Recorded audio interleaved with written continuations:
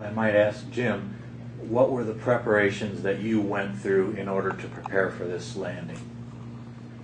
Well, on this mission, of course, this is my first mission, and one thing I was taught never to leave the ground without arranging to drop the ball to Earth. And I asked the crew chief that day, the name of the plane, nobody's baby. And asked the crew chief, I said, I want a wrench in case I need to drop the ball to Earth. And he said, oh, you won't need one. I said, well, I won't leave the ground without one. So he gave me two. And we took off. We were 28 planes took off, and we were the 28th plane. We were flying Dog 7, 4 squadrons, April, Baker, Charlie, and Dog. And we were in Dog 7. We were the 28th plane, and I just sat down there on the base of my top turret. I was the flight engineer, and of course my dual job was the top turret guns. And everything was just going smoothly. I didn't, all at once, when we got to the target and the pilot motioned me to come to him, this was all new to me, and he wanted me to help him put on his flak suit. So the co-pilot flew the plane, and I helped the pilot put on his flak suit. The pilot took the plane, and I helped the co-pilot get his on, and I put my flak suit on and just sat down.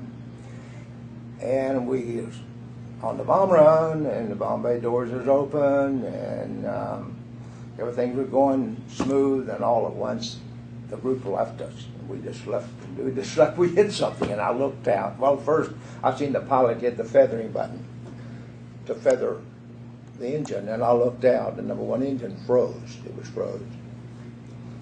So we continued on, and with the 3 engines, and but the group left us. They were 3 miles ahead of us, I guess, something like that. Just we was back there by ourselves, and this guy, he just job to drop these bombs, and so the group turned, went home, and we just kept going, and so as soon as we dropped our bombs, and just shortly after we dropped our bomb, the pilot called me to come, most of me to come to him, and pointed at number 2 engine. I looked down, and throwing oil. I just shook my head. I didn't say anything to him. It's up to you, whatever you want to do. And so he feathered that one. He had 2 out on the same side. And so we just headed on. And as I remember, the call word that day for the Russian line was suitcase. And as I remember that I got on with the pilot, it's been a long time, that I got on I put my jack box onto command, get on with the pilot. And he said, this is Dog 7.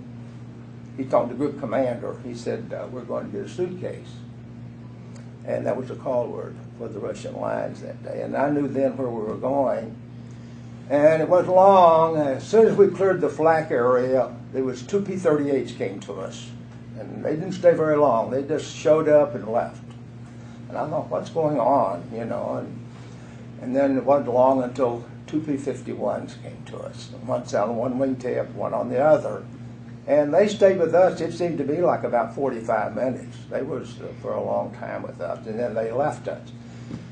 And then there was quite a city ahead of us, and I forgot the name of it. Do you remember the name of that city? Where we had to go around it? We were afraid maybe that they would shoot us down. But in the meantime, when we lost those engines, the pilot right away said, start all your guns, start all your ammunition, and he told me, he said, drop the ball to Earth. And so I took off back to the back, and it was 4 nuts, and I spun them off, and then I held to the side of the plane and kicked that thing I think about the second time I kicked it, it went out. And from then on, by that time, we were at 16,000. We were losing 800 feet a minute to start with. So we worked pretty fast, get that thing stripped down. So that was all was left, it just us 10 men in that stripped down airplane. And we would hold her, we get to floor until we run out of gas. And we just kept going.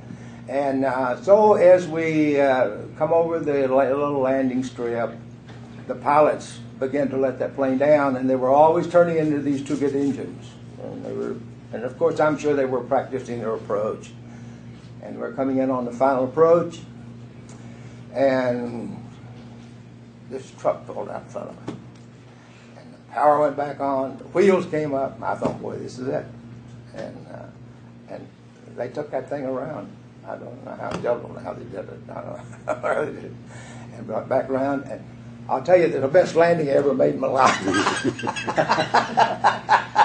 So